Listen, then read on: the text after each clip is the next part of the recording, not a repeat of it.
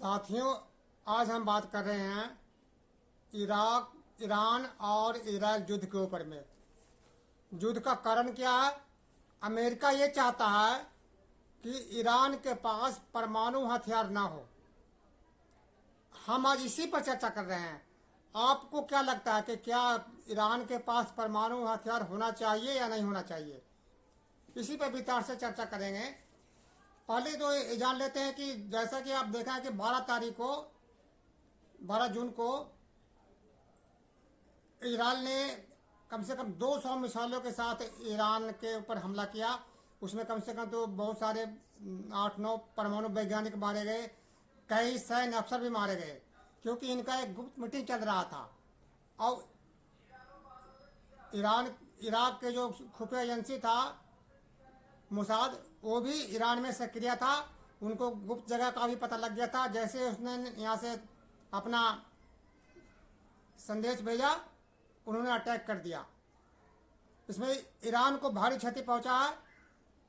परमाणु संयंत्र भी डैमेज हो गए हैं। तो इससे ईरान को तो बहुत नुकसान हुआ है, लेकिन ईरान ने भी इजराइल को नुकसान करने में कोई कसर नहीं छोड़ा। उसके अगले दिन ही यानी कि 13 तारीख को ही कम से कम 150 मिसाइलों के साथ में ईरान ने इजराइल पे हमला कर दिया।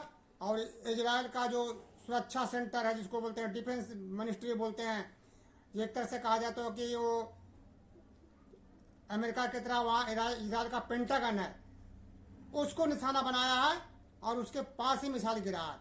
हालांकि इजराइल को पास कई आयरन डोम हैं और कई थॉट सिस्टम है, जो कि बहुत सारे ईरानी मिसाइल को तो नाकाम कर दिया, लेकिन सबको नाकाम करने में वो सफल नहीं रहा।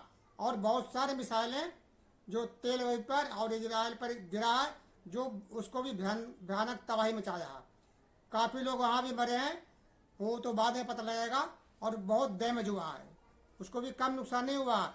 इजराइल को भी समझ में आ गया होगा कि हम क्या कर रहे हैं, इसका रिजल्ट क्या होगा, उसको समझ में आ गया होगा। और इजराइल अभी भी नहीं चाहता, तो दोनों को दोनों बर्बाद हो सकते हैं, इसमें कोई संदेह नहीं है। अब बात रही कि युद्ध है किस लिए। पूरे विश्व में ऐसा कहीं भी ऐसी कोई जगह नहीं है जहां पर कि युद्ध हो और उसमें अमेरिका का हाथ ना हो। अभी देख लीजिए आप, रूस और यूक्रेन के बीच में जो युद्ध चल रहा है, क्या था? कभी यूक्रेन को रूस से क्या दिक्कत था? कोई दिक्कत था? लेकिन इसको दिमाग बास करके के अमेरिका ने ज़ेलेंस्की को दिमाग बास करके इसको ये बोल दिया कि हम तो नाटो का सदस्य बनेंगे। नाटो का सदस्य बनने का मतलब था कि जैसे कि रूस की सीमा पर नाटो की सेना को वहाँ पर जमावड़ा लगना। तो इस तरह से उसको बरकरार करके और यूक्रेन और रूस के बीच युद्ध करवा दिया अमेरिका ने। 3 साल से युद्ध चल रहा है। तो क्या ये संभव है कि ये जो यूक्रेन युद्ध अकेले लड़ रहा है? इसको पीछे अमेरिका का हाथ है। उसका मकसद है रूस को कमजोर करना, ताकि हमें पूरे विश्व में कहीं रोकने वाला कोई ना हो। इराक को देख लीजिए, इराक को अमेरिका ने बर्बाद कर दिया। उसके ऊपर 50 तरह के प्रोपेगेंडा लगा सद्दाम हुसैन के ऊपर में कि इसने केमिकल बम बना रखा है, इसके पास बहुत ही घातक हथियार है जो जिससे पूरे विश्व को खतरा है। और यह करके उसने संयुक्त राष्ट्र के नेतृत्व में इराक पे हमला कर दिया। कम से कम 6-7 लाख लोग मारे गए और इराक को पूरा बर्बाद कर दिया। और पकड़ करके सद्दाम हुसैन को भी फांसी दे दिया गया, क्योंकि फांसी की जरूरत नहीं थी। ये दादागिरी अमेरिका की है। अब रह गया ईरान। उसके बगल में उसका सहयोगी देश इजराइल है, जो यहूदियों का एक देश है। ठीक है, इजराइल के साथ भी गलती हुई है, मतलब उनके बहुत से क्षेत्रों पर कब्जा कर लिया गया है। तो उसका शांतिपूर्ण हल निकाल करके इजराइल को एक क्षेत्र दे दिया जाए, वो तो अलग बात है। लेकिन यहाँ तो अमेरिका का ये कहना है और इजराइल का ये कहना है कि ईरान यदि परमाणु हथियार बना लेता है तो इजराइल के अस्तित्व को खतरा है। तो इजराइल को अस्तित्व को खतरा है और ईरान को कोई अस्तित्व नहीं है क्या? तुमने जो लगातार बमबारी करके गाजा पट्टी को और ईरान को पहले भी कई बार हमला करके उसके परमाणु वैज्ञानिक को और कई उसके जो से कि टॉप लीडर को हत्या कर दी हो, तो क्या तुम्हें सिर्फ ईरान को ही जिंदा रहने का हक है? बाकी दूसरे देश को जिंदा रहने का हक नहीं है क्या? इस पे आप विचार करिए। अमेरिका ऐसा क्यों चाह रहा है? असली लड़ाई है तेल का।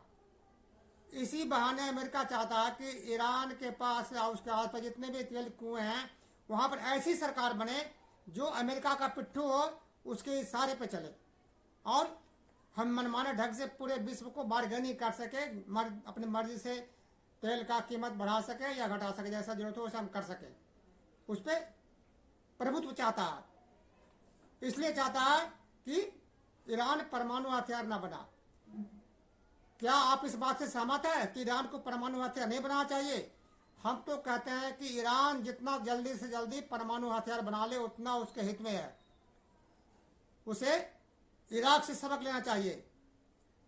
यदि इराक के पास, सद्दाम हुसैन के पास परमाणु हथियार होता तो आज इराक का वो हाल नहीं होता और सद्दाम हुसैन जिंदा होता। तो इसलिए ईरान को अपने अस्तित्व की रक्षा के लिए हर हालत में परमाणु हथियार बनाना चाहिए। सारा काम छोड़कर जितना जल्दी से जल्दी हो सके वो परमाणु हथियार बना ले, तभी उसके अस्तित्व की रक्षा हो सकता है। भाई इजराइल को जीने का हक है, वहां के जनता का जीने का हक है, तो ईरान को भी जीने का हक है, वहां के जनता को भी जीने का हक है। तुम हर किसी को तानाशाह बोल दोगे। पूरे विश्व में यदि कोई तानाशाह देश है तो अमेरिका है, उससे बड़ा कोई तानाशाह है ही नहीं। हर जगह हर देश पर अपनी मर्जी को थोपता है। क्या आप क्या सोचते हैं कि अभी जो पाकिस्तान जो बीच बीच में जो भारत के ऊपर आतंकवादी हमला करता है, तो पाकिस्तान की वो औकात नहीं है जो भारत पे हमला करे। उसके पीछे अमेरिका का हाथ है। और जो आतंकवादी हैं वो अमेरिका के पालतू कुत्ते हैं। वो जब जरूरत पड़ता है, जब भारत को बार्गेनिंग करना होता है, तो अपने पालतू कुत्ते को सिग्नल दे देता है, भारत पे हमला कर दो, दोनों के देश के बीच में तनाव बढ़े और उनका हथियार बिके। इसका मकसद यही है, इससे और युद्ध कोई भी ज्यादा मकसद नहीं है। अमेरिका यही चाहता है कि पूरे विश्व में कहीं भी शांति नहीं चाहता। हर देश में, हर कोने में, विश्व के हर कोने में युद्ध होता रहे। युद्ध नहीं होगा तब भी वो युद्ध करवा देगा, क्योंकि युद्ध नहीं होगा तो हथियार कैसे बिकेंगे? हथियार तो बिकना ही है। और अमेरिका का मुख्य धंधा ही है हथियार और तेल, और कुछ नहीं है। अमेरिका के लोग इतने जो है कि बहुत बड़े ज्यादा दिमाग के नहीं है। वो सिर्फ तेल के ऊपर पूरे विश्व के में कब्जा कर रखा है और हथियार उद्योग को बना करके पूरे विश्व में अशांति फैला रहा है। जब तक विश्व में अशांति नहीं रहेगा तो हथियार नहीं बिकेगा। तो पूरे विश्व में जो अशांति फैला है उसका जड़ में कहीं न कहीं अमेरिका है। इसलिए यदि विश्व में शांति चाहिए तो अमेरिका को सबक सिखाने की जरूरत है। सबसे बड़ा पूरे विश्व में आतंकवाद का जड़ यदि कोई है तो मुस्लिम देश नहीं है, पाकिस्तान नहीं है, वो देश है तो सिर्फ अमेरिका है। जो एक ही पत्ता पूरे देश में आतंकवाद के खिलाफ, एक ही पत्ता आतंकवाद जो पूरे विश्व में नहीं हो सकता जिसमें कि अमेरिका का हाथ ना हो। तो ऐसी स्थिति में यदि ईरान चाहता है कि उसका अस्तित्व बरकरार रहे, वो अपने आत्मनिर्माण के साथ जिए, तो निश्चित है कि उसको जितना जल्दी से जल्दी हो सके परमाणु हथियार बना ले, ताकि उसको भी खौफ खाए। परमाणु हथियार का तो मानते हैं कि परमाणु हथियार को यदि हवा में गिरा दिया जाएगा तब भी गिरेगा, तो उसकी धरती पर जहाँ भी जिस देश में छोड़ा जाएगा उस धरती पर गिरेगा। परमाणु हथियार का मलबा में यदि गिर जाए तो उस देश को विनाश करने के लिए वही काफ़ी है। बाकी रही परमाणु हथियार की बात, तो हम परमाणु हथियार की बगलत नहीं करते हैं। हम तो कहते हैं विश्व में जितने भी देश के पास परमाणु हथियार है उन सब मिलकर एक साथ उसको खत्म कर दे, नष्ट कर दे, यदि विश्व को शांति चाहिए तो। लेकिन अमेरिका ऐसा नहीं चाहेगा। अमेरिका तो यही चाहता है कि विश्व में किसी भी देश के पास परमाणु हथियार ना हो, सिर्फ अमेरिका के पास परमाणु हथियार हो, और सारे देश के जितने भी देश हैं उसकी सरकार हो जो उसकी बात को माने। उसका मकसद ये है। इसके अलावा अमेरिका कभी भी किसी का हित नहीं चाहता। भारत के खिलाफ भी उसने बहुत साजिश कर रखा। इंदिरा गांधी के समय में उसने भी भारत में जब परमाणु विस्फोट किया था उसने तुरंत प्रतिबंध लगा दिया था। और आज भी जो से कि जो तेल का कुआं जो ईरान से होकर के सीधे पाकिस्तान के रास्ते भारत में आना है, वो पाइपलाइन, उस पे उसको भी ठंडे बस्ते में डाल दिया गया है। क्यों? अमेरिका के दबाव में आकर, हमारी सरकार ने अमेरिका के दबाव में आकर के उसको ठंडे बस्ते में डाल दिया है।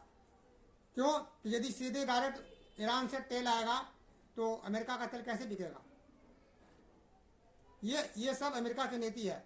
इसलिए दोस्तों, किसी भी युद्ध को समझने से पहले अमेरिका की नीति को समझना बहुत जरूरी है कि जहां भी युद्ध है वो छिपे रूप से, कैसे भी डायरेक्ट या इनडायरेक्ट रूप में अमेरिका का ही हाथ होता है, दूसरा कोई हाथ नहीं होता। अब ईरान को यदि चाहिए कि तुरंत जितना से जल्दी अपना परमाणु हथियार बना ले। आप क्या चाहते हैं? आपकी इस पर क्या राय है? आप जरूर कमेंट्स करके बताएं और जरूर बताएं। यदि आपको वीडियो अच्छा लगता है, पहली बार देख रहे हैं तो सब्सक्राइब भी करें और अपने दोस्तों को आगे भी बढ़ाएं। हम किसी का पक्षधर नहीं है, हम सच्चाई के पक्षधर हैं और सच्चाई इस समय ईरान के पक्ष में है। ईरान, बेशक ईरान भी हमारे के साथ हमारी मित्रता है और इजराइल के साथ भी है, लेकिन इसका मतलब ये नहीं कि हम गलत को गलत ना कहें और सही को गलत भी कहें। फिलहाल के टाइम में ईरान सही है, इजराइल गलत है। दोस्तों, जय हिंद।